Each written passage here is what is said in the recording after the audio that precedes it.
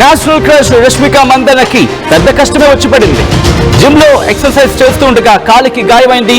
ప్రస్తుతం ఇంట్లో ఉండి రెస్ట్ తీసుకుంటోంది రష్మిక మందన్న. సోషల్ మీడియాలో ఫోటోలు షేర్ చేసింది నేషనల్ క్రష్. నా గాయం ఎప్పుడు మానుతుందో ఆ దేవుడికే తెలియాలంటోంది. మళ్లీ సికిందర్ కుబేరా సెట్స్ కి వెళ్లాలనుందంటోంది రష్మిక. తన దర్శకులకు క్షమాపణ కోరుతోంది. విజువల్స్ మీరు చూస్తున్నారు. తన కాలికి గాయమైంది. దాంతో బ్యాండేడ్ వేసిన సందర్భం మీరు చూడొచ్చు. కట్టుకట్టారు. ఆ కట్టుకట్టిన ఫోటోను చూపిస్తూ కాస్త ముఖం దీనంగా పెడుతూ ఈ పోస్ట్ చేసింది రష్మిక మందన్న. జిమ్ లో ఎక్సర్సైజ్ చేస్తూ ఉండగా కాలికి గాయమైంది. కాలు బెనికినట్టుగానే భావించవచ్చు. విజువల్స్ మీరు చూస్తున్నారు.